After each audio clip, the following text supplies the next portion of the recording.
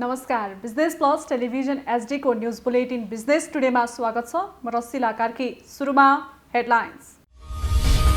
विपदको समयमा उद्धार राहतका साथै जोखिम न्यूनीकरणका लागि पूर्व तयारीको काममा ध्यान दिन राष्ट्रपति भण्डारीको सुझाव। उद्धारका कार्यक्रमलाई प्रभावकारी बनाउनु सरकारको पहिलो कर्तव्य रहेको उल्लेख। मुलुक भित्रिएर पनि लेखाङ्कन नभएका सबै प्रत्यक्ष विदेशी लगानी राष्ट्र बैंकमा लेखाङ्कन गर्नुपर्ने। 2079 जेठ 16 गते भित्र लेखाङ्कन गर्न राष्ट्र बैंकको निर्देशन। यस वर्ष प्राकृतिक विपदबाट बाँके जिल्लामा 25,000 परिवारका 1,50,000 बासिन्दा प्रभावित हुन सक्ने पूर्वानुमान। राज्यले तटबन्ध गरेको ठाउँ पनि प्रभावकारी हुन नसकेको स्थानीयको गुनासो। यस वर्ष मनसुन सक्रिय भएर भित्रिएकाले वायुको प्रभाव अझै केही दिन कायम रहने। केही दिनदेखि सक्रिय मनसुन तत्काल कमजोर नहुने मौसमविदको भनाइ।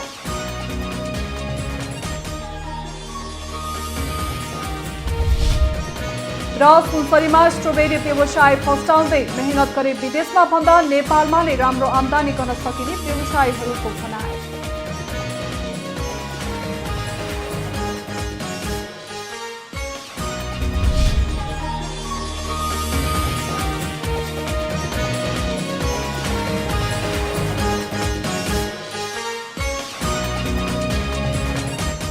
बिजनेस टुडेको सुरुमा राष्ट्रपति विद्यादेवी भण्डारीले बाढी पहिरो र डुबानका बारेमा सम्बन्धित निकायबाट जानकारी लिनु भएको सम्बन्धी समाचार। राष्ट्रपति विद्यादेवी भण्डारीले बाढी पहिरो र डुबानका बारेमा सम्बन्धित निकायबाट जानकारी लिनु भएको छ। विपद प्रतिकार बारे गृह मन्त्रालय, राष्ट्रिय विपद जोखिम न्यूनीकरण तथा व्यवस्थापन प्राधिकरण र सुरक्षा निकायका प्रमुखबाट जानकारी लिँदै राष्ट्रपति भण्डारीले खोजी तथा उद्धार, राहत, पुनर्स्थापना र पुनर्निर्माणका कामका साथै जोखिम न्यूनीकरणका लागि गरिनुपर्ने पूर्व तयारीको काममा सरकारले विशेष ध्यान पुर्याउनु पर्ने बताउनु भएको छ। विकासका लागि भौतिक संरचना निर्माण गर्दा भूकम्प, बाढी पहिरो, चट्याङ र डढेलो जस्ता प्राकृतिक जोखिमलाई ध्यान दिनुपर्नेमा उहाँले जोड दिनुभयो। यस सन्दर्भमा गृह मन्त्रालयलाई सम्बन्धित अन्य मन्त्रालय र निकायसँग समन्वय गरी कार्य गर्ने सुझाव दिँदै राष्ट्रपति भण्डारीले विपदको समयमा नागरिकको जीवधन सुरक्षा गर्न तथा कठिनाइमा परेकालाई राहत एवं उद्धारका कार्यक्रम प्रभावकारी बनाउनु सरकारको पहिलो कर्तव्य रहेको उल्लेख गर्नुभयो। मुलुक भित्रिएर पनि लेखाङ्कन नभएका सबै प्रत्यक्ष विदेशी लगानी नेपाल राष्ट्र बैंकमा लेखाङ्कन गर्नुपर्ने भएको छ। राष्ट्र बैंकले सूचना जारी गर्दै 2079 जेठ 16 गते भित्र लेखाङ्कन गर्न निर्देशन दिएको हो। विदेशी लगानी तथा विदेशी ऋण व्यवस्थापन विनियमावली 2078 को व्यवस्थापन टेकेर राष्ट्र बैंकले उक्त निर्देशन दिएको हो। राष्ट्र बैंकले गत जेठ 17 मा उक्त विनियमावली जारी गरेको थियो। यसअघि आएका तर लेखाङ्कन नभएका विदेशी लगानी यो विनियमावली लागू भएको मितिबाट बढीमा 1 वर्षभित्र तोकिएका कागजात सहित राष्ट्र बैंकमा निवेदन गर्नुपर्ने विनियमावलीमा उल्लेख गरिएको छ। सम्पूर्ण कागजात सहित निवेदन प्राप्त भएको मितिको 7 दिनभित्र राष्ट्र बैंकले लेखाङ्कन सम्बन्धी निर्णय गरी प्रमाणपत्र उपलब्ध गराउने प्रावधान विनियमावलीमा रहेको छ। विनियमावलीमा राष्ट्र बैंकको स्वीकृत बिना नै विदेशी लगानी ल्याउन पाउने व्यवस्था गरिएको छ। पछिल्लो महिनाहरूमा विदेशी लगानी निरन्तर आइरहेकाले राष्ट्र बैंकले स्वीकृति बिना नै विदेशी लगानी ल्याउन पाउने व्यवस्था गरेको हो। यसअघि विदेशी लगानी लेखाङ्कनका लागि समय तोकिएको थिएन। लेखाङ्कन नगरेकै कारण अहिले मुलुकभरको विदेशी लगानीको वास्तविक तथ्याङ्क नरहेको नेपाल राष्ट्र बैंकले जनाएको छ। कृषि तथा पशुपक्षी विकास मन्त्री ज्वाला कुमारी शाहले भूपयोग नीतिलाई कडाइका साथ लागू गरेर खेती योग्य जमिन सहरीकरण हुनुबाट रोक्नुपर्ने बताउनु भएको छ। शुक्रबार कृषि विभाग र नेपाल कृषि महासंघले संयुक्त रूपमा आयोजना गरेको समृद्ध नेपालका लागि कृषिको आधुनिकीकरण विषयक अन्तर्क्रियामा कृषि मन्त्री शाहले कृषक र कृषिकै हितको निम्ति भूप्रयोग नीति ल्याएको भन्दै यसलाई कडाइका साथ कार्यान्वयन गरेर अघि बढ्नुपर्ने बताउनु भएको हो। भूउपयोग नीति हामी सायद एग्रिकल्चरकै हितमा पनि हुनेछ, किनकि हामी जो आम किसानहरूको हकमा हितकै लागि हुनेछ भने मलाई विश्वास छ र भूउपयोग नीतिलाई एउटा कडाइको साथ यदि लागू गरेर जाने हो भने सायद जग्गाहरू खण्डीकरण गरेर जुन एउटा सहरीकरण गर्ने काम भइरहेको छ, घडेरीको रूपमा जुन बेच्ने काम भइरहेको छ, जो बाली नाली तहस हुने अवस्था पनि आइसकेको छ। र मलाई के लाग्छ भने यसलाई हामीले एउटा व्यवहार त एउटा कार्यान्वयनमा लानको निम्ति पनि एउटा कडाइको साथ भूउपयोग नीति सँगसँगै हामीले एउटा एग्रिकल्चरमा जोड दिनको लागि पनि हामी सबैजना अगाडि बढ्नु पनि जरुरी छ। मन्त्री शाहले बेरोजगार युवाहरूलाई विदेश जानबाट रोक्नका लागि कृषिमा क्रान्ति ल्याउनु पर्ने उल्लेख गर्नुभयो। कृषि क्रान्तिको लागि कुनै कसर बाँकी राख्न नहुने उहाँले बताउनुभयो। उहाँले माटोको परीक्षण गर्नका लागि सोइल हेल्थ कार्डको व्यवस्था गर्न जरुरी रहेको भन्दै कृषि मन्त्रालयले दीर्घकालीन योजना बनाएर अघि बढ्नुपर्नेमा जोड दिनुभयो। बिजनेस टुडेमा पालो भएको छ ब्रेकको।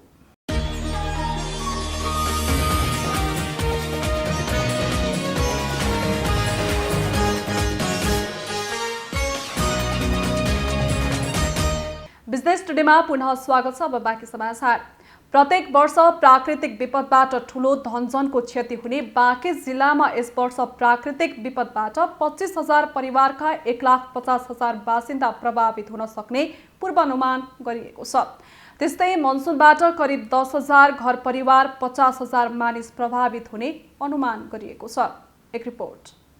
प्रत्येक वर्ष बाँकेको डुडुवा गाउँपालिका, राप्ती, सोनारी र नरैनापुर गाउँपालिकामा प्राकृतिक प्रकोपबाट ठूलो क्षति हुने गरेको छ। राप्ती नदीले प्रत्येक वर्ष स्थानीयलाई दुःख दिने गरेको छ। डुडुवा गाउँपालिका भित्रका हरेक वडालाई राप्ती नदीले छोएको छ। राज्यले तटबन्ध गरेको ठाउँ पनि त्यति प्रभावकारी हुन सकेको छैन। अब यो समस्या समाधान पनि अब यो राज्यले अलिकति यो खास गरी अझै यो बाटोघाटोको समस्या समाधान गर्ने हो भने राज्यले यो तपाईँको दाङको सिसिनिया बनाएको पुल, कोठिया घाटमा बनाएको पुल राज्यले त्यतिकै लामो पुल नबनाएसम्म यो राज्यको यो स्थानीयहरूलाई आवाजावत नै निकै गाह्रो छ। राप्ती नदीमा हेर्नुहुन्छ भने राप्ती नदीले लगभग कैयौँ वर्ष अगाडि कटान गरेको बाटो अहिलेसम्म पनि बाटो मर्मत हुन सकेको छैन र राज्यले यो तटबन्ध गरिरहेको ठाउँमा पनि तटबन्ध पनि प्रभावकारी भइरहेको छैन। तटबन्ध गर्नलाई पनि अलिकति धेरै बजेटको र अलिकति प्रभावकारी र अलिकति मजबुत तटबन्ध गर्न जरुरी छ। यहाँ प्रत्येक वर्ष डुबान, बाली नष्ट र घरभित्रै पानी पसेर ठूलो जनधनको क्षति हुने गरेको छ। राहतका लागि भनेर कहिलेकाहीँ नाम टिपेर लग्ने गरेको भए पनि केही पनि नपाएको स्थानीयको गुनासो छ।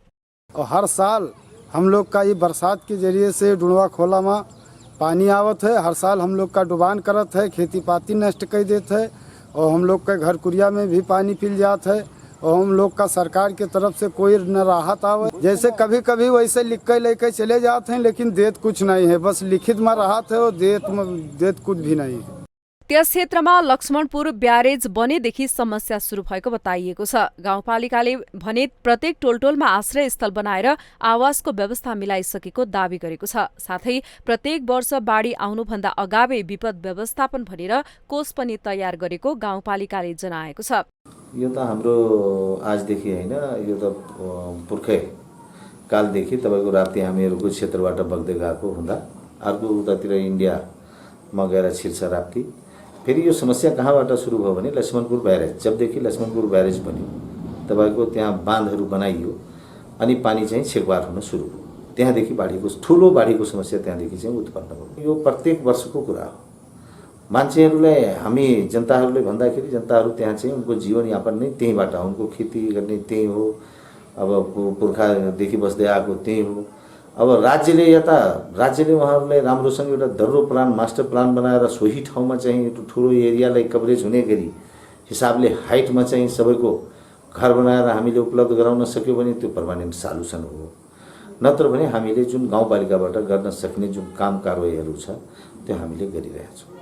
बाँके जिल्ला प्रशासनले पनि बाढीजन्य विपदबाट बच्नका लागि आवश्यक सबै पूर्व तयारी गरिसकेको बताएको छ। बाढीबाट प्रभावित व्यक्तिहरूलाई तत्कालको खाद्यान्न लगायतका कुराहरूको लागि पनि हामीले यहाँ रहेका निजी क्षेत्र लगायत त्यस्ता चाहिँ सङ्घ संस्थाहरूलाई पनि अनुरोध पनि गरिसकेका छौँ। त्यस्ता वस्तुहरू भण्डारणको व्यवस्थापनका लागि र स्थानीय तहहरूलाई पनि भण्डारणको लागि व्यवस्थाको लागि भनिसकेका छौँ। गत वर्ष अथवा त्योभन्दा अगाडिदेखि नै सेल्टरहरूको व्यवस्थापनका लागि केही भवनहरू पनि, सामुदायिक भवनहरू पनि निर्माण गरिसकेको अवस्था छ र ती भवनहरूकोमा ती व्यक्तिहरूलाई व्यवस्थित तरिकाले राख्ने र त्यसको साथसाथै हेलिप्याडहरू पनि राप्ती सोनारी लगायत चाहिँ नरैनापुरहरूमा हेलिप्याडहरू पनि निर्माण 3वटा हेलिप्याड पनि निर्माण गरिएको छ। ती ठाउँहरू पनि अहिले व्यवस्थित तरिकाले भोलिका दिनमा त्यस्तो आपतकालीन अवस्था आयो भने त्यहाँबाट पनि रेस्क्यु गर्नको लागि चालु हालतमा ल्याउने किसिमबाट व्यवस्थित गर्नलाई पनि हामीले भनिसकेका छौँ। जोखिम क्षेत्रमा नेपाली सेना, सशस्त्र प्रहरी र नेपाल प्रहरी परिचालन गर्ने निर्णय समेत भएको छ।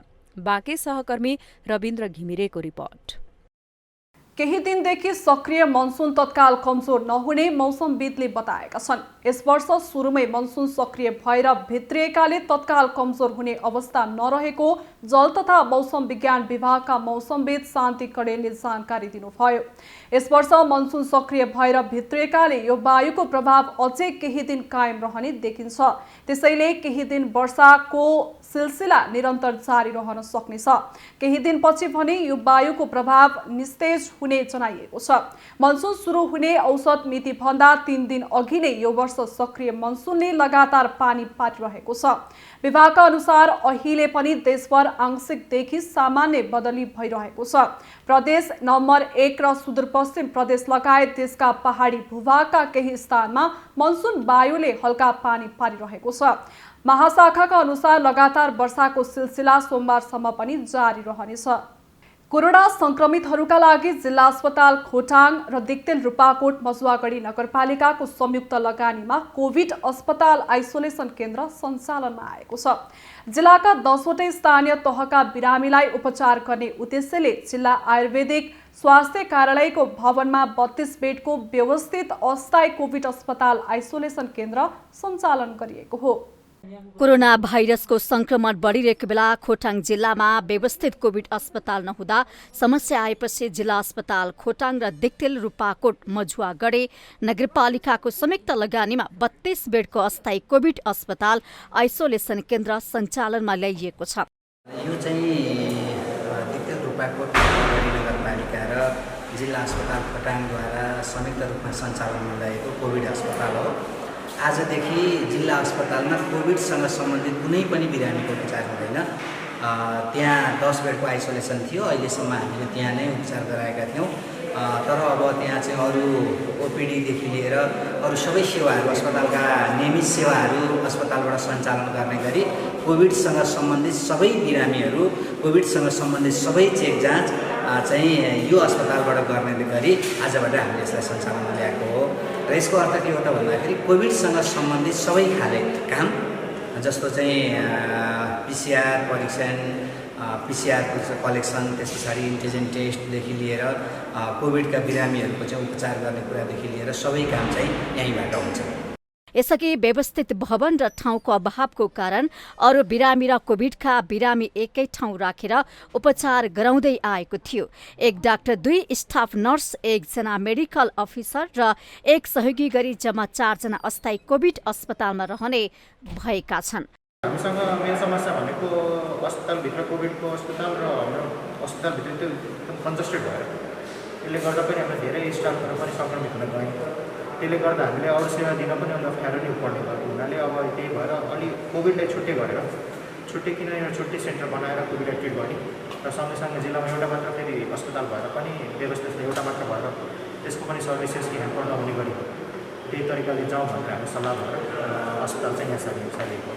अस्थायी कोभिड अस्पताल सञ्चालनमा आएपछि आर्थिक अवस्था कमजोर भएका र दैनिक ज्यालादारीमा काम गर्नेहरूले प्राथमिकतामा राखेर उपचार गर्न आग्रह गरेका छन्।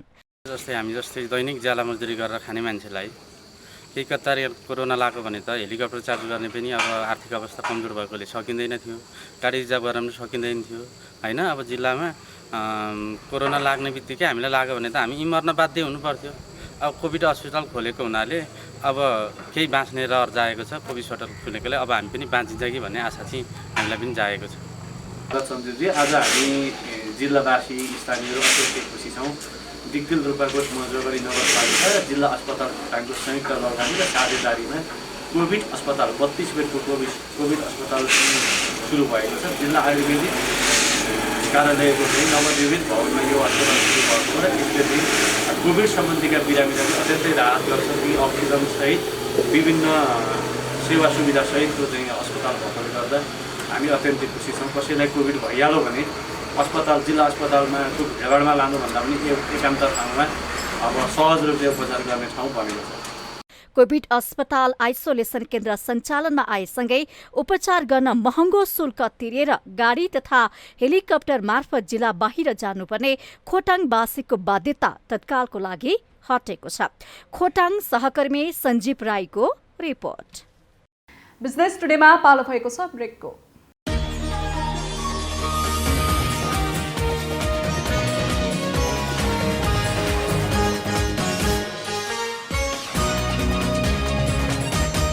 बिजनेस टुडेमा पुनः स्वागत छ। अब बाँकी समाचार। एक सातादेखिको अविरल वर्षाको कारण तुलसीपुर उपमहानगरपालिकामा रहेको पातु खोला क्षेत्र उच्च जोखिममा परेको छ। खोला अतिक्रमण हुँदै जाँदा कुलोमा परिणत भएको छ। सशस्त्र द्वन्द्वको समयदेखि मानवीय अतिक्रमणमा परेको खोला 20 वर्षको अवधिमा कुलोमा परिणत भएको छ भने बगरले बजार र बस्तीको रूप लिएको छ। एक रिपोर्ट। 20 वर्ष अघि खोलाको बगर रहेको दाङको पातु खोला क्षेत्रको 5 किलोमिटर क्षेत्र अहिले पूर्ण रूपमा बस्तीको रूपमा विकास भएको छ। फराकिलो क्षेत्र ओगटेर बगेको खोला साङ्गुरीसँगै यो क्षेत्र उच्च जोखिममा परेको छ। अतिक्रमणमा परेसँगै लापरवाहीका कारण अहिले यो क्षेत्र उच्च जोखिममा परेको स्थानीयको गुनासो छ। स्थिति भयावह स्थिति आउँछ भोलिका दिनमा। अब राज्य पक्षले अब के गर्ने सोच्ने त कुरो के सोच्ला र अब हिँडे हामी सबै अब छेउछाउमा बसेका मान्छे सजग हुँदा राम्रो। राज्यबाट त अब के होला भन्ने आश राख्ने हो र त्यस्तै केही सङ्कटकाल आएपछि गाउँको मान्छे सबै बजारमा आए। अब त्यहाँबाट दाब्दै अब खोलो त भइगयो नि कुलाद्रो खोलो भइगयो। अब पहिला त अलिक चाख्लो थियो, अब थिएन यस्तो घना पर्थ्यो। पातु खोला भन्ने छ, अब हिजो खोला थियो, आज त्यो खोला रहेन। अब त्यहाँ बस्ती भइसक्यो। अब सानो कुलो जत्रो भाग छ, बढीमा 4-5 मिटर होला त्यो। अब त्यो खोलो त एक न एक दिन उसले प्रकृतिको कुरा हो, एक न एक दिन आफ्नो बहावमा आइ नै हाल्छ। मूलत त्यहाँ पहिला नै त्यहाँ बस्ती विकास हुन दिनुहुन्थेन, बस्ती बस्न दिनुहुन्थेन। सबै अतिक्रमित गरेर बनेका धेरै घरहरू छन्। अब त्यो भइसक्यो, बसिसक्यो, तत्काल उठाउन सम्भव छैन। त्यसलाई कम्तीमा पनि त्यसको वरिपरि बस्नेहरूलाई सुरक्षित स्थानमा सार्नका लागि राज्यले पहल लिनुपर्छ। भोलि बिहान चाहिँ त्यहाँको हालत सिन्धुपाल्चोकमा आज जुन भयो त्यो नहोला भन्न सकिन्न। खोलामा रहेका बस्तीहरूलाई राज्यले नै संरक्षण गरिरहेको छ। स्थानीय तह जनप्रतिनिधि विहीन भएको बेला भूमाफियाको सक्रियताको कारण बजार बस्तीमा र बगर बजारमा परिणत भएको जनप्रतिनिधि बताउँछन्। सरकार मात्रै होइन, प्रदेश सङ्घले पनि तपाईँको पहल गरिरहेको छ।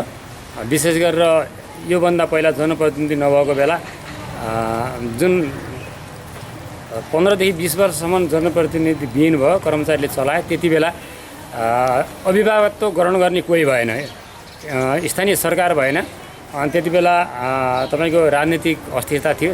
त्यसको फाइदा चाहिँ उठाएर तपाईँको जुन भूमाफियाहरूले बस्ती बसाल्ने, जग्गा किनबेच गर्ने, नाफा कमाउने जुन उद्देश्यले त्यो काम भयो र बिस्तारै त्यहाँ बस्ती बस्ने जनघनत्व बढ्दै गयो। खोला पातु खोला चाहिँ तपाईँको अतिक्रमण भयो। पातु खोला अतिक्रमण भइसकेपछि सरकारले पनि अब जनताको जीवधन सुरक्षा गर्नुपर्छ भन्ने उद्देश्यका साथ दुवैतर्फ वडा नम्बर 5 र वडा नम्बर 9 को पातु खोलाको दुवैतर्फ तटबन्धनको आरसिसी रिटेलिङ वाल लगाउने काम भएको छ। विभिन्न ठाउँमा चेकिङ ड्यामहरू हान्ने काम भएको छ। पातु खोलाको सिरान सल्यानको कपुरकोट क्षेत्र हो। केही वर्षदेखि दलदल बनेकाले त्यहाँ पहिरोको समेत उच्च जोखिम छ। पहिरो खस्ने बित्तिकै त्यसको असर तुलसीपुर क्षेत्रमा पर्ने र पातुखोला क्षेत्र पूर्ण रूपमा प्रभावित हुने निश्चित छ। पातुखोला क्षेत्रमा हजारौं घरहरू निर्माण गरिएका छन्। तुलसीपुर 1 राम्रेको फेदीबाट उरहरेको सुकौरा बबईसम्ममा पर्ने पातुखोलाको रेड क्षेत्र पहिचान र खोजी गरिसकेको छ। भविष्यमा हुन सक्ने क्षतिको बारेमा अध्ययन अनुसन्धान गरी समयमै सजग हुनु आवश्यक देखिन्छ। दाङ सहकर्मी विकास डाङ्गीको रिपोर्ट। नेपालमा भर्खरै मात्र व्यावसायिक खेतीको रूपमा सुरुवात गरेको स्ट्रबेरी व्यवसाय यतिखेर सुनसरीमा निकै नै फस्टाएको छ। बराहा क्षेत्र नगरपालिकामा एक सूर्यकुञ्जमा 5 जना युवाहरूले यसको व्यावसायिक खेती नै गरेर वार्षिक 12 लाख आम्दानी गर्न थालेका छन्। एक रिपोर्ट। भुइँ ऐसेलु अर्थात् स्ट्रबेरी भनेर चिनिने यो फल विदेशमा मात्र हुन्छ भन्ने थियो, तर यतिखेर भने नेपालका विभिन्न स्थानमा यसको व्यावसायिक खेती नै सुरु गरिन थालेको छ। वैदेशिक रोजगारीमा लामो समय बिताएका युवाहरूले स्वदेशमै केही गर्ने उद्देश्यले बराहा क्षेत्र नगरपालिका 1 सूर्यकुण्डको 2 बिघामा स्ट्रबेरी खेती लगाएका छन्। मुख्यतया पहाडी भिरालो क्षेत्रमा लगाइने यो फलको आम्दानी समेत राम्रो हुने गर्छ। स्वदेशमै केही गर्ने उद्देश्यले 2076 सालबाट व्यवसाय सुरु गरेका युवाहरूले उत्पादित स्ट्रबेरी झापा, मोरङ, सुनसरी, उदयपुर लगायतका जिल्लामा पठाउने गरेका छन्।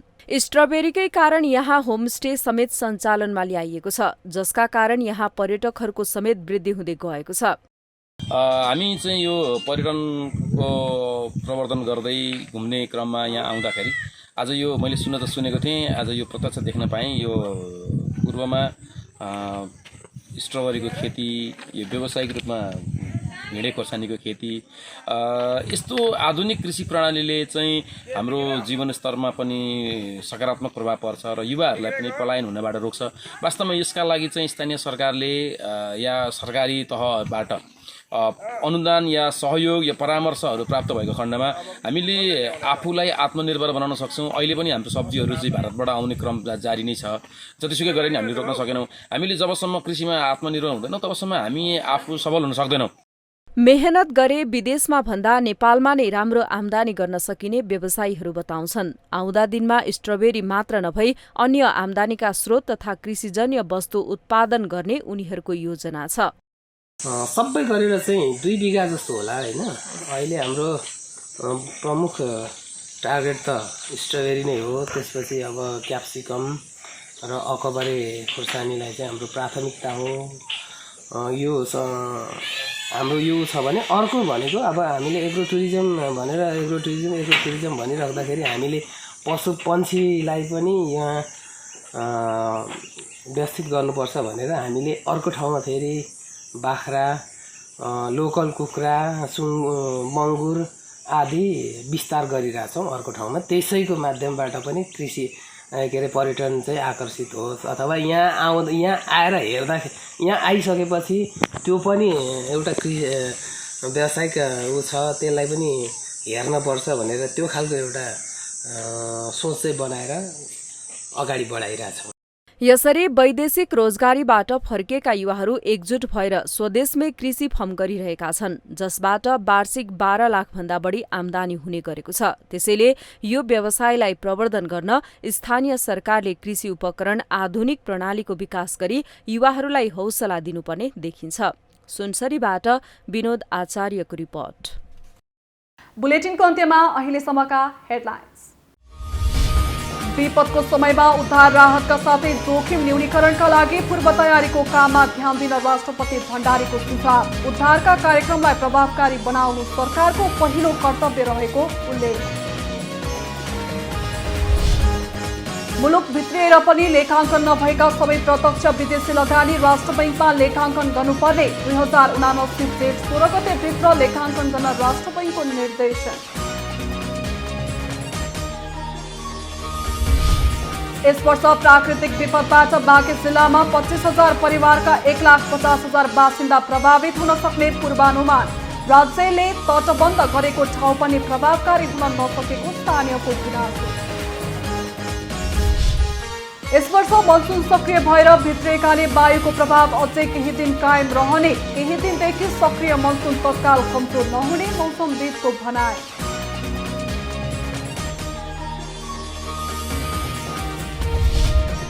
र सुनसरीमा स्ट्रबेरी व्यवसाय फस्टाउँदै मेहनत गरे विदेशमा भन्दा नेपालमा नै राम्रो आम्दानी गर्न सकिने व्यवसायीहरूको भनाइ।